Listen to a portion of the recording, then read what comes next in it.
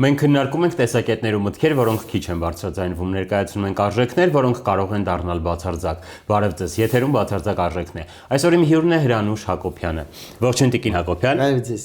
Ուսումնասիրելով ձեր կենսագրությունը ինձ համար պարզեցի, որ ձեր կյանքի 34 տարիները նվիրել եք ուսում ստանալուն։ Ինչպես ստացվեց, որ մաթեմատիկոսը դարձավ իրավաբանական գիտությունների դոկտոր, պրոֆեսոր։ Իհարկե աշխատել եմ իմ մասնագիտությամբ, 9 տարի դասախոսել եմ Երևանի Պետական համալսարանում որպես մաթեմատիկայի դասախոս, ունեմ շատ սիրելի ուսանողներ, իսկ ինչու իրերի բերումով ես բոլորովին հակառակ մասնագիտություն ընտրեցի, նաև կարծում եմ մաթեմատիկա բոլորը եթե սովորեն մեծ առավելություն կունենան, որովհետև աշխատանքի ընթացքում մաթեմատիկական գիտելիքները քեզ շատ պետք է գալիս, արագ մտածողությունը, ֆորմալ տրամաբանությունը, ալգորիթմը տեսնելու, ինչպես սկսել, ինչպես ավարտել, դա շատ կարևոր է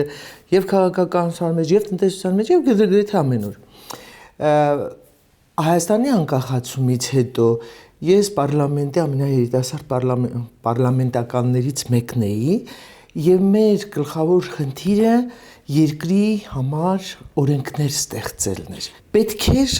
գրել այդ օրենքները, իսկ օրենք գրելու համար դու նախ փորձ պետք է ունենաս, գիտելիք պետք է ունենաս եւ ամեն օր ես իրավաբանների մոտ էի գնում, որպեսզի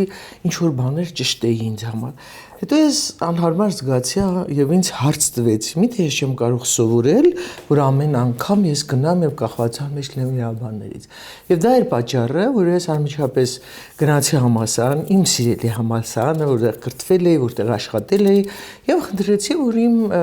հնարավորություններ տան սովորելու։ Ես իրավաբանական ֆակուլտետ ավարտել եմ 2 տարում։ Պատճառը նա է, որ այն օրենքները, որոնք մենք գրում էինք պարլամենտում, հետո այդ օրենքներից ես քննություն էի հանձնում եւ դրա համար շատ հեշտ էր ինձ համար։ Եվ կամա թե ակամա 22 տարի լինելով պարլամենտում, ես անկախ ամեն ինչից դարձա պրոֆեսիոնալ պարլամենտական։ Իսկ պրոֆեսիոնալ պարլամենտականն նշանակում է տիրապետել իրավունքի հիմունքներին։ Եվ քանի որ պարլամենտը եւ պարլամենտարիզմը մեր երկրում նոր ինստիտուտ էր, նոր երևույթ էր, որևէ մեկը ոչ պատմական, ոչ գիտական, ոչ սոցիոլոգիական, ոչ իրավական առումով չէր ուսումնասիրել, ես սկսեցի ուսումնասիրել։ Եվ դա էր պատճառը, որ իմ դոկտորական թեզը նվիրեցի պարլամենտին եւ պարլամենտարիզմին եւ այսպես իրավաբանությունը դարձավ ինձ համար շատ հետաքրքիր, հաճելի, կարեւոր մի ուղղություն կամ մասնագիտություն, որը ոչ թե բուն իրավաբան, այլ պարլամենտական ես օգտագործել եմ եւ նաեւ շատ ուրախ եմ այսօր մանավանդ ասեկոսեում ասել, որ այսօրվա նորացված, փոփոխված համանadrության մեջ կան տասնյակ հարցադրումներ, որոնք ես արել եմ հենց այդ պարլամենտը եւ պարլամենտարիզմը ուսումնասիրելու ժամանակ տարիներ առաջ։ Տիկին Հակոբյան, խոսելով ձեր աշխատանքից, կարող եմ ասել, որ ոչ պակաս բուռն է անցել նաեւ ձեր աշխատանքային գործընթացը, ինչպես նշեցիք, եւ կարելի ասել, որ պարզապես վաղ տարիքից հասկացաք, որ կյանքում հաջողություններ գրանցելու համար պետք է անմնացորդ նվիրվել քաղաքականությանը։ Գուցե, գիտեք, մարդու բնավորությունը ծնվում է մարդու հետ միասին, գիտելիքը, դաստիարակությունը եւ այլը դու ստանում ես ընտանիքում, հասարակության մեջ, համալսարաններում, սակայն բնավորությունը այն բանն է, չինացիները ասում են հատկապես կնոջ մասին, գեղեցկությունը ժամանակավոր է, խելքը հարաբերական է, բնավորությունը կայուն է։ Մարդ պետք է բնավորություն ունենա, իսկ այդ բնավորությունը իցն է, բնությունն է տվել, ծնողներից եմ ստացել, ակտիվություն, աշխորհություն, նվիրում, պատասխանատվություն, սեր աշխատանքի նկատմամբ, պատահական չէ, որտեղ որ եղել եմ, բոլորը հիշում են իմ անցածը շատ, որովհետև ես աշխատել եմ նվիրումով, աշխատել եմ ինչ-որ բան ստեղծել, ինչ-որ բան թողնել եւ արդյունքում կարծում եմ դրա համար էլ իմ աշխատանքային բոլոր վայրերը, որտեղ որ աշխատել եմ, լինի համալսարանում, լինի կոմերիտ միությունում, այսինքն երիտասարդության 700,000 անոց կազմակերպության ղեկավարն եմ, ինչ-որ մեկը չգիտի դա ինչ բան, ասում է կոմսոմոլ, դա փայլուն դպրոց էր գիտելիք ձեռք բերելու, կազմակերպվելու, որոշումներ ընդունելու, հարցեր լուծելու եւ պարլամենտում 100-150 օրենքներ եմ ես գրել, իսկ այսօր էլ իմ թիմի հետ, իմ ընկերների հետ մի ամբողջ համակարգ ենք ստեղծել Սփյուռքի հետ աշխատանք ամենաբարդ, ամենածանր, ամենաբազմաշերտ ոլորտն է որը մենք փորձել ենք ինչ որ ձևով առաջ տանել։ Տիկին Հակոբյան, դեռ 90-ականներից աշխատելով խորհրդարանական տարբեր հանձնաժողովներում, հասակ մինչև սոցիալական ապահովության նախարարի աթոռին մոտ 2 տարի աշխատեցիք այս պաշտոնում, բայց այդ կարճ ժամանակահատվածում սկսեցին քննադատել նախարարության աշխատանքը, ձեզ էլ եթե չեմ սխալվում անվանեցին գենդերային օրենքի կնքամայր։ Ինչպես եք վերաբերում այս քննադատություններին այն ժամանակ եւ առհասարակ ինչպես եք վերաբերում քննադատություններին այսօր։ Ես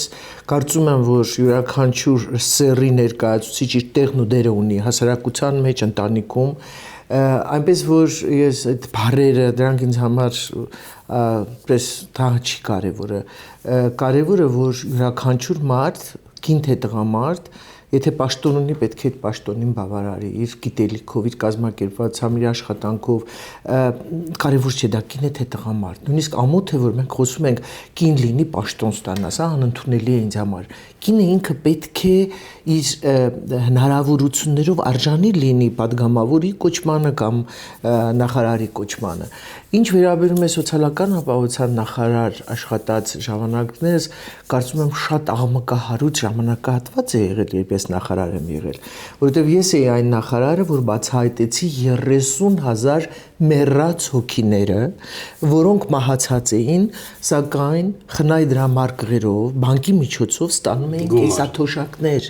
եւ մենք բացահայտեցինք այս խայտարակությունը։ Երկրորդ, ես էի այն նախարարը եւ այդ ժամանակ դա տեղի ունեցավ, երբ գումարները 2 միլիարդ դրամ էր ընդամենը մեր կենսաթոշակը,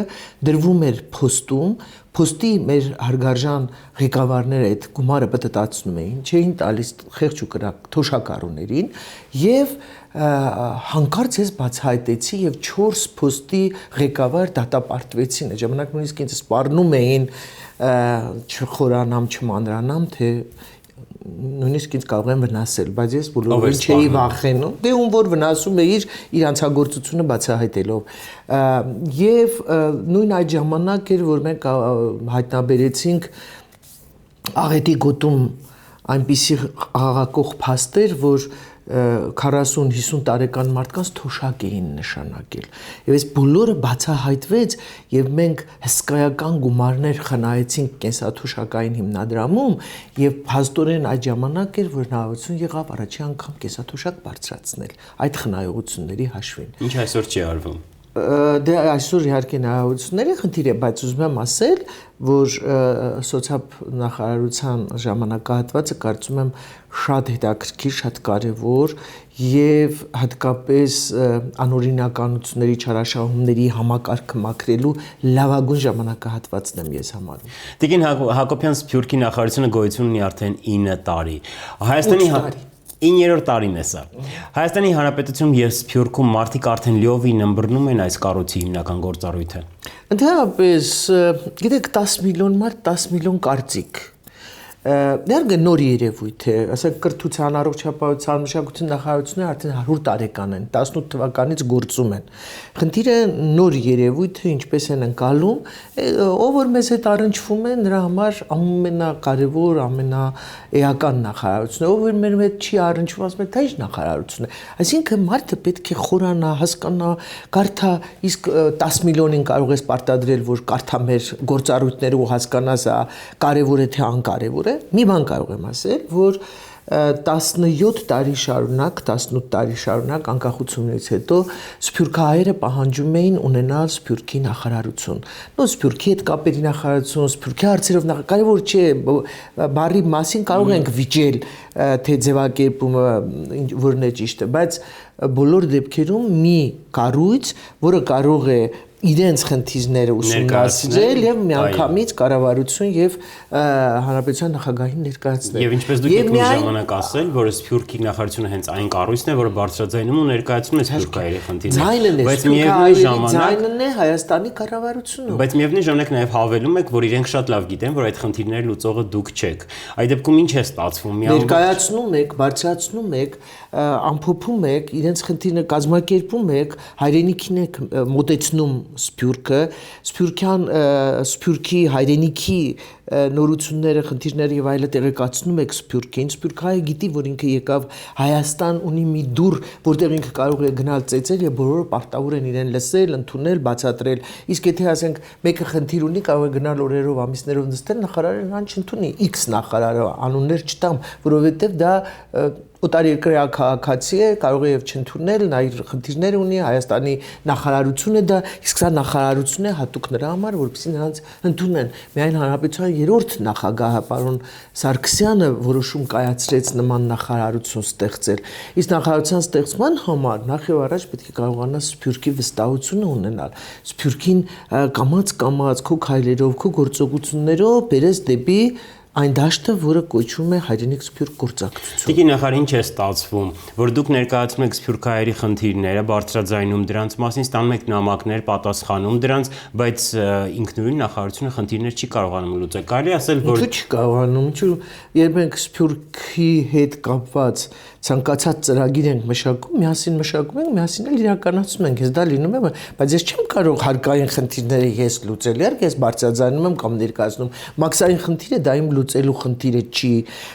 ենթադրենք կրթության ոլորտում արևմտահայերենը դպրոցում թույլատրել թե չթույլատրել, իհարկե ես կարող եմ բարձրաձնել, ներկայացնել, խնդրել, բացատրել, բայց ես չեմ կարող հրաման արձակել, որ Հայաստանի բոլոր դպրոցներում անցնեն արևմտահայերեն, օրինակ եմ ասում, իհարկե պայմանական է սա։ Այսինքն դուք բարձրաձայնում եք ուղղակի խնդիրները։ Ես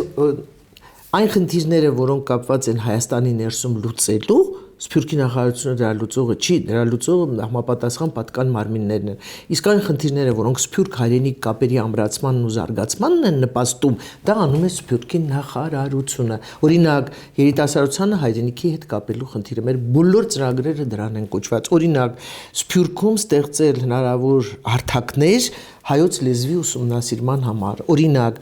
մեր հեռուստատեսության հնարավորությունները օգտագործել հեռուստադպրոց հայերենի ուսուցման հեռուստադպրոց կազմակերպելու։ Ունենք նման բան այսօր։ Այո, իհարկե, մենք գիտենք, չէ՞ ինչն է խնդիրը։ Այսօր երիտասարդությունը վատ է խոսում հայերեն։ Ուրեմն մենք ինչ պետք է անենք։ Մենք պետք է օգտագործենք բարձր տեխնոլոգիաների հնարավորությունները եւ փորձենք մեր երիտասարդությանը բերել դեպի լեզուն, սիրել տանք հայերենը։ Պատահական չէ, որ մենք մայրենի լեզու տոն ենք անում եւ մայրենի լեզվի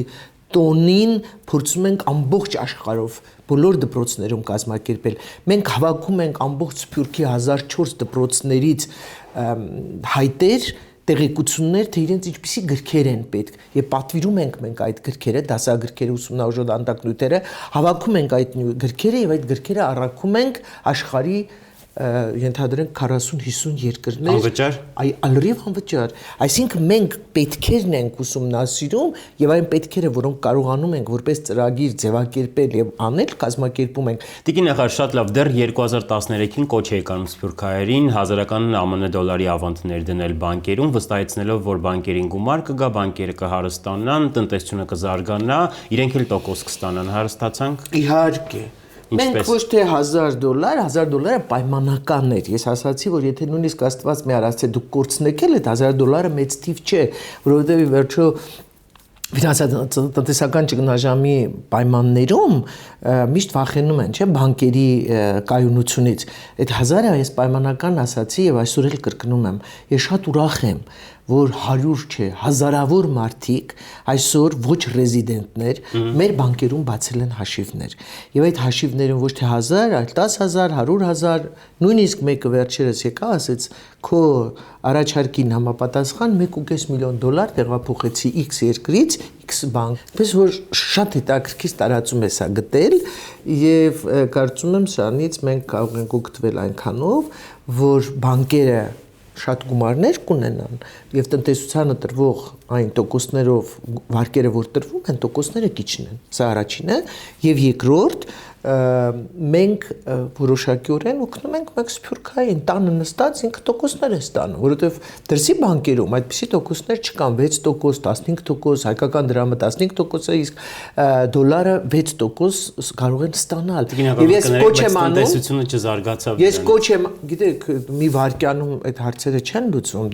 եթե դու ուզում ես որ տնտեսությունը զարգանա եւ մեկը ինչ որ վարկ է վերցնում նախ տարիներ են պետք վարկի արդյունքը ցույց տալու գալու համար այդ մարդը պետք է աշխատի, վարկը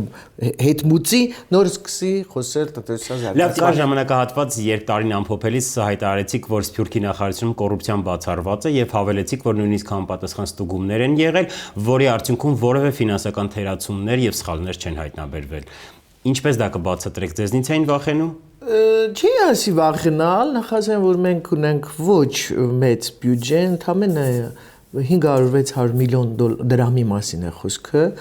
մեր գումարները այնքան քիչ են, որ այդ գումարները ծախսելու համար նախ եւ առաջ մենք ավելի շատ սփյուռքահայեր ենք ընդունում, քան գումարներն են։ Եվ մենք անընդհատ փորձում ենք Փառքոպատիվ Հայաստանյան շատ ու շատ բիզնեսմենների, որ մեր ծրագրերին օգնելով, մեր ծրագրերը կատարելով, իրենք շահույթ չեն ստանում։ Իրենք գիտեն դա, նախնական պայմանավորվում ենք, որ դուք շահույթ չպետք է ստանաք մեր ծրագիրը իրականացնելիս, որովհետև մենք ենթադրենք նախատեսում ենք 100 հոգի պետք է ընդունենք այս ծրագրով, չէ՞։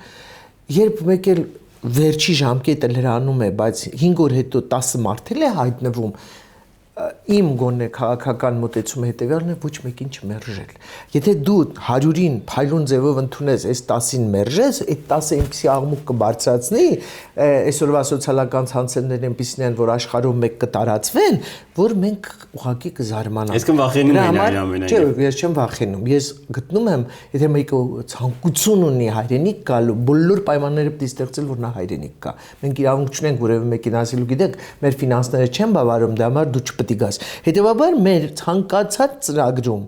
ինչքան նախատեսել ենք, անպայման դրանից դուրս մարդիկ են գալիս։ Եվ հետևաբար մեր գումարները չեն հերիքում, էլ մնաց այդտեղ ինչ որ մեկը որևէ բան փորձի անել։ Իսկ ինչպես եք հայթայթում միջոցներ։ Դրա եմ ասում, խնդրում եմ բիզնեսմեններին, որպեսզի իրենք եթե պետք է տամ $100, տալիս եմ 80, են $20 չեմ տալիս, իր շահույթը մնում է, որ գնա այն երիտասարդի վրա, երբեմն բարերարներին են խնդրում, երբեմն մի խոսքով լուծումներ գտնում են, այնպես չի լինում, այնպես չի լինում, երբեմն իհարկե կառավարության Պաուստային ֆոնդից են գումար խնդրում, որովհետև մենք իրավունք չունենք որևէ սփյուռքահայի ասելու դու ամառային դպրոց չպետք է գաս, որովհետև տեղ չկա։ Ինձ համար մեկ երիտասարդի կրթվելը, մեկ ամիս հայրենիքում մնալը, հայրենիքի հետ շփվելը, հայրենը սովորելը արժի միլիոններ։ Ինչպես կարելի է դա չանել։ Տիկին Հակոբյան, իսկ ինչպես կբացատրեք բարձրաստիճան պաշտոնատար անձանց էթիկայի հանձնաժողովի կողմից գրանցված տվյալները ձեր ունեցվածքի վերաբերյալ եւ ձեր այն հայտարարությունը, որում ասվում է, որ ոչինչ չունեք բացի հագուստներից։ Չէ։ Ես ասում եմ, որ ես չունեմ ինչ նյութական շարժարական կամ անշարժ գույք չունեմ։ Ես ունեմ դրամական միջոցներ, որոնք կոպեկ առ կոպեկ, բացահայտ, ակնհայտ, ամիս առ ամիս երևում է ինչպես են դրանք ստեղծվել, գումարվել, կատարվել եւ շատ կարեւոր է, որ ես վերջապես բնակարան գնեցի։ Դուք արդեն գնել եք, որտեղ մինչ այդ հայտարարում եք, որ բնակվում եք 32 քառակուսի մետր կեսով բնակարանում։ Հիմա ես արդեն անտառային փողոցի վրա եւ 17 տարի գումար եք հավաքել։ 2000 թվականից։ Տիկին Հակոբյան, բայց մեր երկրում դա կարող է կանել հիպոթեկային վարկի միջոցով, թե հիպոթեկային վարկի տոկոսները այնքան բարձր են, որ նույնիսկ նախարարն է հրաժարվել դրանցից օգտվել։ Դեք նախարարի աշխատավարձ 200, 300, 500, հիմա էլ $1200 է։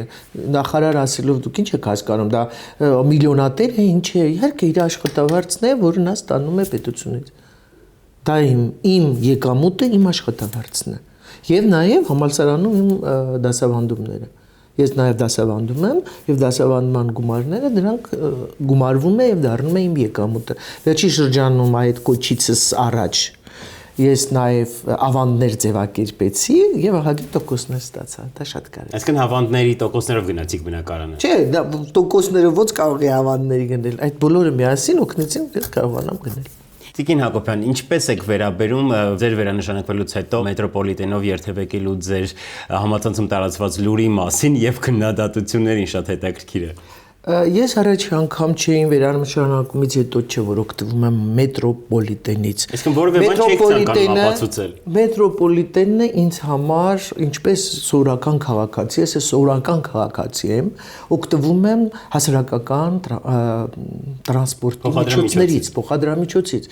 Եվ մետրոն միշտ ինձ համար սիրելի է, որովհետև մետրոյի եւ մեր տան հեռավորությունը շատ չէ եւ գումարած որ հնարավորություն տալիս որ այդտեղ քայլես աշխատավայրից։ Բոլորովին դա ծիծաղելի է, դա ասեմ ինչ է։ Դա ամեն ամիսը գոնե 1-2 անգամ ես օգտվում եմ, սա մեկ, ուղղակի այդ օրը ես չգիտեմ ով է տեսել, ով է նկարել եւ փորձել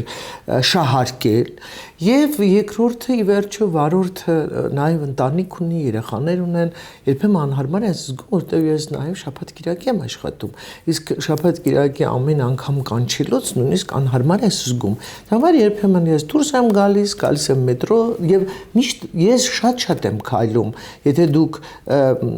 հատկապես իհարկե ձմռանը չէ ամառվա ընթացքում հաճախ դուք ինձ կարող եք հանդիպել փողոցներում Տիկին Հակոբյան ինչ է ստացվում որ պարզապես մինչ այդ ձեզ ոչ ոք չէր նկատել մետրոպոլիտենում Չեմ կարող ասել եւ մեկին ձեռնտու ուզում եք մենք իջնենք մետրո հենց այսօր ու տեսեք մարդիկ խոսում են ժպտում են հարցեր են քննարկում մինչեւ հասնում եմ իմ կայարանատեղին այնպես որ դա սովորական երևույթ է չգիտեմ մեկը գուցե այդպես որոշեց PR անել Գիտեք, ես դեռ չեմ գտնում, որ այն տարիքում եմ, որ իմ ուժը, հնարավորությունները, գիտելիքները, փորձը, կարողությունները արդեն կարելի է մի կողմ դնել, նախ տարիքս թոշակային չէ մեկ, եւ երկրորդ ես կարծում եմ դեռս ունեմ անելիք եւ ասելիք, եթե դրա հնարավորությունը տեսնի երկրի ղեկավարությունը, ի վերջո պաշտոնը պետական բարձրագույն պաշտոնները նշանակում կամ ընտրվում ես նաև քո ղեկավարները եւ վերջերս հանրապետության նախագահը շատ դիպուկ ասաց ոչ թե պաշտոնը տալիս են մեկին որպեսզի նրա ամբիցիան բավարարեն այլ եթե դա պետք է երկրի եւ կուսակցության խնդիրները լուծելու համար ուրեմն նրան օգտագործում են այդ ոլորտի կամ այդ խնդիրները կարգավորելու համար եթե նպատակարար կգտնեն այսինչ խնդիրը լուծելու ես իրոք պատրաստ եմ որտեղ ես գտնում եմ որ ես ունեմ հսկայածավալ փորձ եւ կազմակերպչական մեծ անցած ճանապարհ։ Այո, Տիկին Հակոբյան նշում եք որ աշխատում եք առավոտից մինչև երեկո, որոշ դեպքերում նաև շաբաթ-կիրակի օրերին։ Ինչ է տալիս ձեզ աշխատանքը եւ ինչ է տանում ձեզանից։